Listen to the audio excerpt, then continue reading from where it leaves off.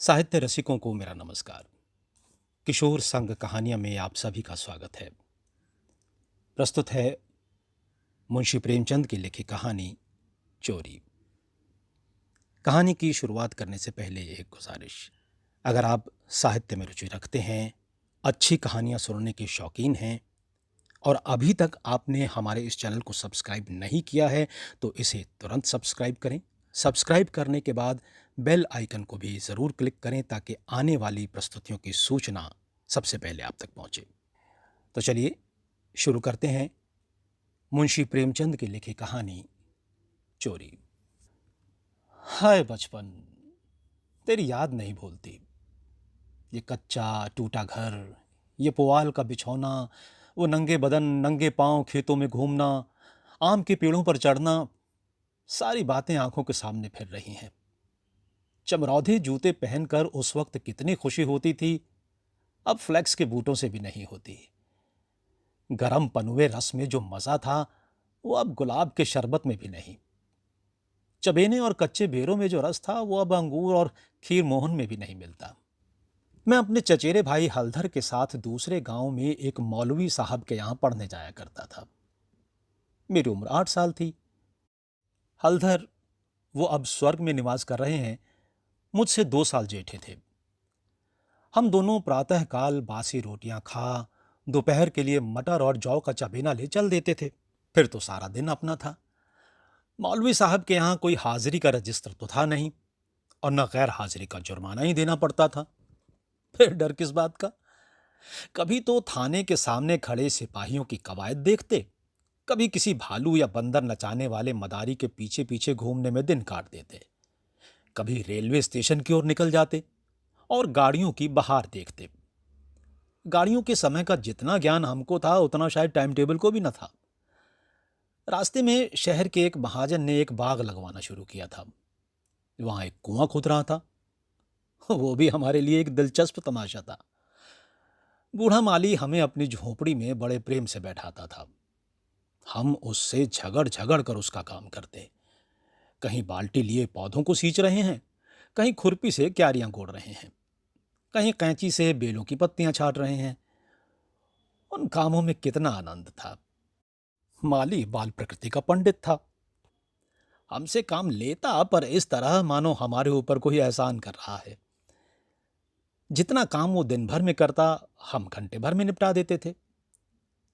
अब वो माली नहीं है, लेकिन बाग हरा भरा है। उसके पास से होकर गुजरता हूं तो जी चाहता है उन पेड़ों से गले मिलकर रहूं और कहूं, प्यारे, तुम मुझे भूल गए, लेकिन मैं तुम्हें नहीं भूला। मेरे हृदय में तुम्हारी याद अभी तक हरी है, उतनी ही हरी जितने तुम्हारे पत्ते। निस्वार्थ प्रेम के तुम जीते जागते स्वरूप हो। कभी कभी हम हफ्तों गैर हाजिर रहते, पर मौलवी साहब से ऐसा बहाना कर देते कि उनकी बड़ी हुई त्योरियां उतर जाती। उतनी कल्पना शक्ति अगर आज होती तो ऐसा उपन्यास लिख मारता कि लोग चकित रह जाते। अब तो यह हाल है कि बहुत सिर खपाने के बाद कोई कहानी सोचती है। खैर, हमारे मौलवी साहब दर्जी थे। मौलवीगिरी केवल शौक से करते थे। हम दोनों भाई अपने गांव के कुर्मी कुम्हारों से उनकी खूब बढ़ाई करते। यूं कहिए कि हम मौलवी साहब के सफरी एजेंट थे। हमारे उद्योग से मौलवी साहब को कुछ काम मिल जाता तो हम फूले न समाते।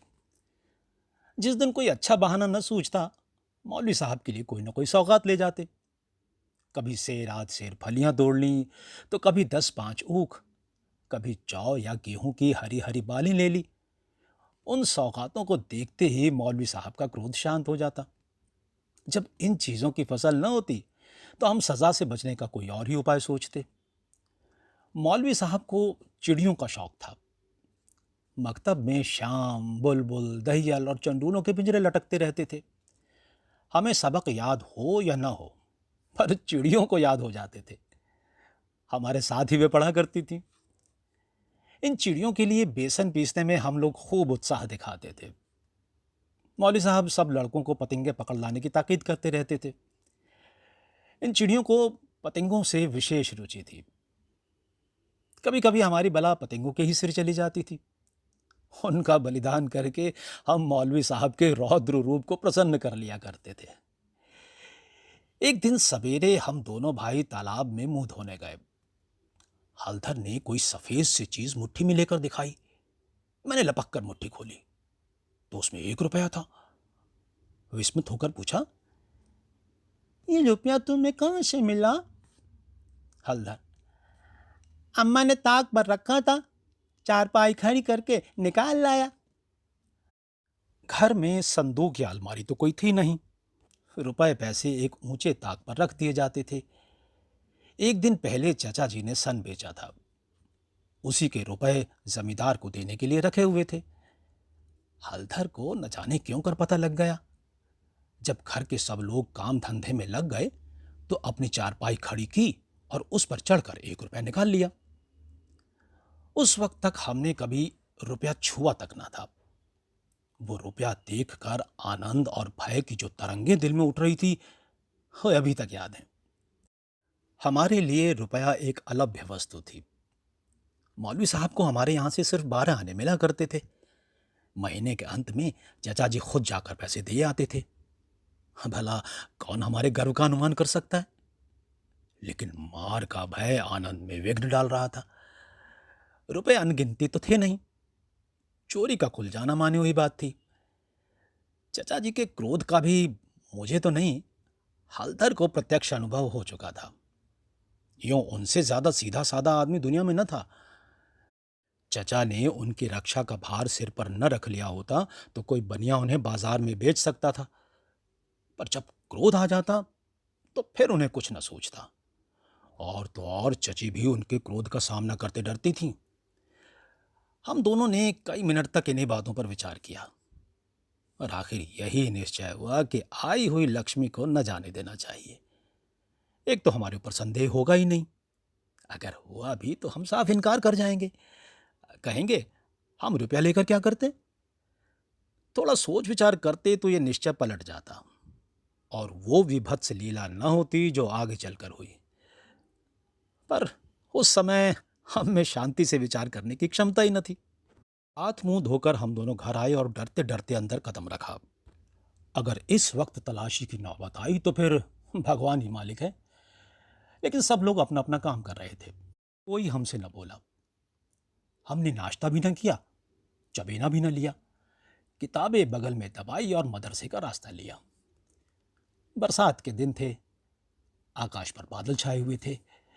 हम दोनों खुश खुश मकतब चले जा रहे थे। आज काउंसिल की मिनिस्ट्री पाकर भी शायद उतना आनंद न होता। हजारों मंसूबे बांधते थे, हजारों हवाई किले बनाते थे। यह अवसर बड़े भाग्य से मिला था। जीवन में शायद ही फिर यह अवसर मिले। इसलिए रुपए को इस तरह खर्च करना चाहते थे कि ज्यादा से ज्यादा दिनों तक चले।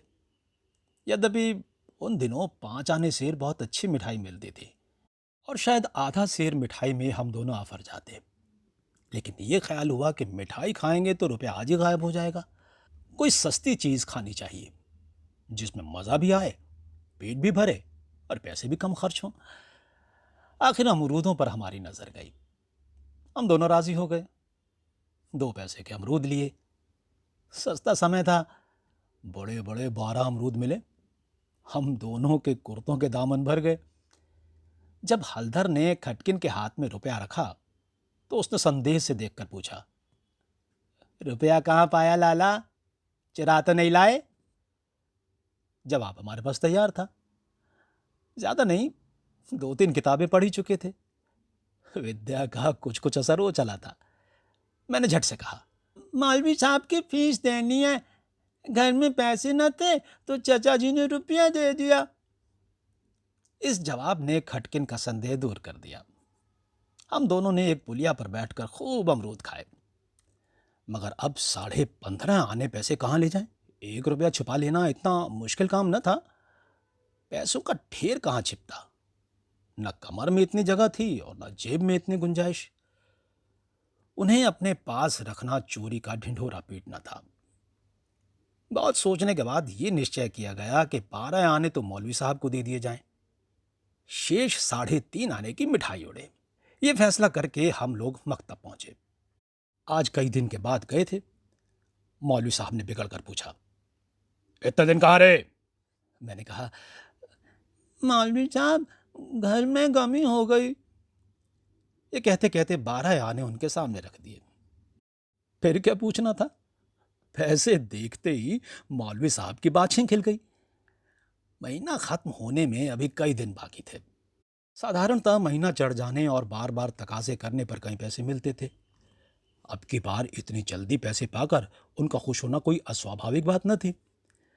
हमने अन्य लड़कों की ओर सगर्व नेत्रों से देखा, मानो कह रहे हो, एक तुम हो कि मांगने पर भी पैसे नहीं देते, एक हम हैं कि पेशगी देते हैं।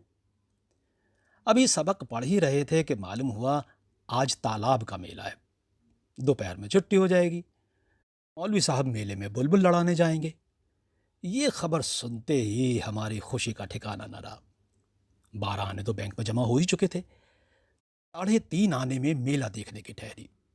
खूब बाहर रहेगी, मज़े से रेवड़ियाँ खाएंगे, गोलगप्पे उड़ाएंगे, झूले पर चढ़ेंगे और शाम को घर पहुँचेंगे। लेकिन मौलवी साहब ने एक कड़ी शर्त ये लगा दी कि सब लड़के छुट्टी के पहले अपना अपना सबक सुना दें। जो सबक न सुना सकेगा उसे छुट्टी न मिलेगी। नतीजा ये हुआ कि मुझे तो छुट्टी मिल गई, पर हलधर कैद कर लिए गए। और कई लड़कों ने भी सबक सुना दिए थे। सभी मेला देखने चल पड़े। मैं भी उनके साथ हो लिया। पैसे मेरे पास ही थे, इसलिए मैंने हलधर को साथ लेने का इंतजार न किया। तय हो गया था कि वो छुट्टी पाते ही मेले में आ जाएं और दोनों साथ साथ मेला देखें।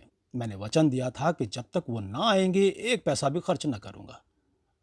लेकिन क्या मालूम था कि दुर्भाग्य कुछ और ही लीला रच रहा है। मुझे मेला पहुंचे 1 घंटे से ज्यादा गुजर गया, पर हलधर का कहीं पता नहीं। क्या अभी तक मौलवी साहब ने छुट्टी नहीं दी या रास्ता भूल गए? आंखें फाड़ फाड़ कर सड़क की ओर देखता था। अकेले मेला देखने में जी भी न लगता था। यह संशय भी हो रहा था कि कहीं चोरी खुल तो नहीं गई और चाचा जी हलधर को पकड़कर घर तो नहीं ले गए। आखिर जब शाम हो गई तो मैंने कुछ रेवड़ियां खाईं और हलधर के हिस्से के पैसे जेब में रखकर धीरे धीरे घर चला। रास्ते में ख्याल आया, मकतब होता चलूं, शायद हलधर अभी वहीं हो। मगर वहां सन्नाटा था। हाँ, एक लड़का खेलता हुआ मिला। उसने मुझे देखते ही जोर से कह कहा मारा और बोला, बच्चा, घर जाओ तो कैसे माल पड़ती है। तुम्हारे चचा आए थे, हलधर को मारते मारते ले गए हैं। अजी ऐसा तान के घूसा मारा है कि मियाँ हलधर मुंह के बल गिर पड़े। यहाँ से घसीटते लेके गए हैं। तुमने मौलवी साहब को तनख्वाह दे दी थी, वो भी ले ली। अब कोई बहाना सोच लो, नहीं तो बेभाव की पड़ेगी। मेरी सिट्टी पिट्टी भूल गई, बदन का लहू सूख गया। वही हुआ जिसका मुझे शक हो रहा था। पैर मन मन भर के हो गए। घर की ओर एक एक कदम चलना मुश्किल हो गया। देवी देवताओं के जितने नाम याद थे सभी की मानता मानी। किसी को लड्डू, किसी को पेड़े, किसी को बतासे।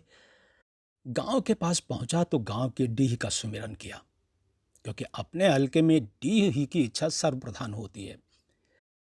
ये सब कुछ किया, लेकिन ज्यों ज्यों घर निकट आता दिल की धड़कन बढ़ती जाती थी। घटाएं उमड़ी आती थी। मालूम होता था आसमान फटकर गिरा ही चाहता है। देखता था लोग अपने अपने काम छोड़ छोड़ भागे जा रहे हैं। गोरू भी पूंछ उठाए घर की ओर उछलते कूदते चले जाते थे। चिड़ियां अपने घोंसलों की ओर उड़ी चली जाती थी। लेकिन मैं उसी मंद गति से चला जाता था, मानो पैरों में शक्ति नहीं। जी चाहता था जोर का बुखार चढ़ाए या कहीं चोट लग जाए। लेकिन कहने से धोबी गधे पर नहीं चढ़ता, बुलाने से मौत नहीं आती। बीमारी का तो कहना ही क्या। कुछ ना हुआ और धीरे धीरे चलने पर भी घर सामने आ ही गया। अब क्या हो, हमारे द्वार पर इमली का एक घना वृक्ष था। मैं उसी की आड़ में छिप गया कि जरा और अंधेरा हो जाए तो चुपके से घुस जाऊं और अम्मा के कमरे में चारपाई के नीचे जा बैठूं। जब सब लोग सो जाएंगे तो अम्मा से सारी कथा कह सुनाऊंगा। अम्मा कभी नहीं मारती। जरा उनके सामने झूठ मूठ रहूंगा तो वो और भी पिघल जाएंगी। रात कट जाने पर फिर कौन पूछता है। सुबह तक सबका गुस्सा ठंडा हो जाएगा। अगर ये मंसूबे पूरे हो जाते तो इसमें कोई संदेह नहीं कि मैं बेदाग बच जाता। लेकिन वहां तो विधाता को कुछ और ही मंजूर था। मुझे एक लड़के ने देख लिया और मेरे नाम की रट लगाते हुए सीधे मेरे घर में भागा। अब मेरे लिए कोई आशा न रही। लाचार घर में दाखिल हुआ तो सहसा मुंह से एक चीख निकल गई, जैसे मार खाया हुआ कुत्ता किसी को अपनी ओर आते हुए देखकर भय से चिल्लाने लगता है। बरोठे में पिताजी बैठे थे। पिताजी का स्वास्थ्य इन दिनों कुछ खराब हो गया था। छुट्टी लेकर घर आए हुए थे। ये तो नहीं कह सकता कि उन्हें शिकायत क्या थी। मूंग की दाल खाते थे और संध्या समय शीशे की ग्लास में एक बोतल में से कुछ कुछ उड़ेल उड़ेल कर पीते थे। शायद ये किसी तजुर्बेकार हकीम की बताई हुई दवा थी। दवाएं सब बासने वाली और कड़वी होती हैं।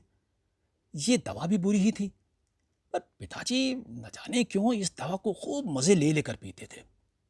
हम जो दवा पीते हैं तो आंखें बंद करके एक एक घूंट में गटक जाते हैं, पर शायद इस दवा का असर धीरे धीरे पीने में ही होता हो। पिताजी के पास गांव के 2-3 और कभी कभी 4-5 और रोगी भी जमा हो जाते और घंटों दवा पीते रहते थे। मुश्किल से खाना खाने उठते थे। इस समय भी वो दवा पी रहे थे। रोगियों की मंडली जमा थी। मुझे देखते ही पिताजी ने लाल लाल आंखें करके पूछा, कहां थे अब तक? मैंने दबी जबान में कहा, कहीं तो नहीं। अब चोरी की आदत सीख रहा है? बोल, तूने रुपया चुराया कि नहीं? मेरी जबान बंद हो गई। सामने नंगी तलवार नाच रही थी। शब्द भी निकलते हुए डरता था। पिताजी ने जोर से डांट कर पूछा, बोलता क्यों नहीं? तूने रुपया चुराया कि नहीं? मैंने जान पर खेल कर कहा, मैंने कहा। मुंह से अभी पूरी बात भी न निकलने पाई थी कि पिताजी विकराल रूप धारण किए दांत पीसते झपट कर उठे और हाथ उठाए मेरी ओर चले। मैं जोर से चिल्लाकर रोने लगा। ऐसा चिल्लाया कि पिताजी भी सहम गए। उनका हाथ उठा ही रह गया। शायद समझे कि जब अभी से इसका ये हाल है तब तमाचा पड़ जाने पर कहीं इसकी जान ही न निकल जाए। मैंने जो देखा कि मेरी हिकमत काम कर गई तो और भी गला फाड़ फाड़ कर रोने लगा। इतने में मंडली के 2-3 आदमियों ने पिताजी को पकड़ लिया और मेरी ओर इशारा किया कि भाग जा। बच्चे ऐसे मौके पर और भी मचल जाते हैं और व्यर्थ मार खा जाते हैं। मैंने बुद्धिमानी से काम लिया, लेकिन अंदर का दृश्य इससे कहीं भयंकर था। मेरा तो खून सर्द हो गया। हलधर के दोनों हाथ एक खंभे से बंधे थे। सारी देह धूल धूसरित हो रही थी। वो अभी तक सिसक रहे थे। शायद वो आंगन भर में लूटे थे। ऐसा मालूम हुआ कि सारा आंगन उनके आंसुओं से भर गया है। चची हलधर को डांट रही थी। अम्मा बैठी मसाला पीस रही थी। सबसे पहले मुझ पर चची की निगाह पड़ी। बोली, लो, वो भी आ गया। क्यों रे, रुपया तूने चुराया था कि इसने? मैंने निशंक होकर कहा, हलधर ने। अम्मा बोली, अगर उसी ने चुराया था तो तूने घर आकर किसी से कहा क्यों नहीं? अब झूठ बोले बगैर बचना मुश्किल था। मैं तो समझता हूं कि जब आदमी को जान का खतरा हो तो झूठ बोलना क्षम्य है। हलधर मार खाने के आदी थे। 2-4 घूंसे और पड़ने से उनका कुछ न बिगड़ सकता था। मैंने मार कभी खाई न थी। मेरा तो 2 ही 4 घूंसों में काम तमाम हो जाता। फिर हलधर ने भी तो अपने को बचाने के लिए मुझे फंसाने की चेष्टा की थी। नहीं तो चची मुझसे क्यों पूछती, रुपया तूने चुराया था या हलधर ने? किसी भी सिद्धांत से मेरा झूठ बोलना इस समय स्तुत्य नहीं तो क्षम्य जरूर था। मैंने छूटते ही कहा, हलधर कहते थे किसी को बताया तो मार ही डालूंगा। अम्मा, देखा, वही बात निकली ना। कहती थी कि बच्चा की ऐसी आदत नहीं। पैसा तो वो हाथ से छूता ही नहीं, लेकिन सब लोग मुझे को उल्लू बनाने लगे। हलधर, मैंने तुमसे कब कहा था कि बताओगे तो मारूंगा? मैं, वहीं तालाब के किनारे तो। हलधर, अम्मा, बिल्कुल झूठ है। चची, झूठ नहीं, सच है। झूठा तो तू है और तो सारा संसार सच्चा है। तेरा नाम निकल गया है ना। तेरा बाप नौकरी करता, बाहर से रुपए कमा कर लाता, 4 जने उसे भला आदमी कहते, तो तू भी सच्चा होता। अब तो तू ही झूठा है।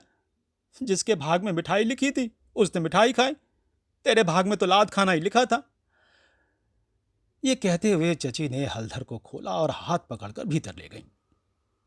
मेरे विषय में स्नेहपूर्ण आलोचना करके अम्मा ने पासा पलट दिया था, नहीं तो अभी बेचारे पर न जाने कितनी मार पड़ती। मैंने अम्मा के पास बैठकर अपनी निर्दोषिता का राग खूब अलापा।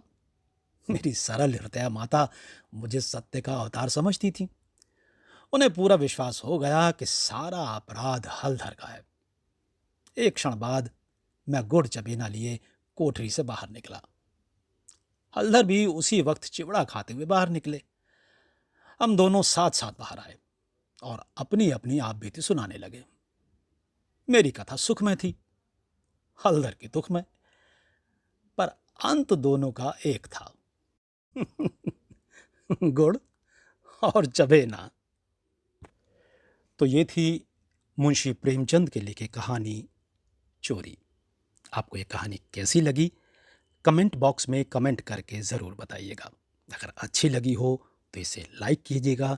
अगर आपने अभी तक हमारे चैनल को सब्सक्राइब नहीं किया है तो विश्व के महान साहित्यकारों की अमर कृतियों को सुनने के लिए इसे सब्सक्राइब करें और सब्सक्राइब करने के बाद बेल आइकन को ज़रूर क्लिक करें ताकि आने वाली प्रस्तुतियों की सूचना तुरंत आप तक पहुंचे।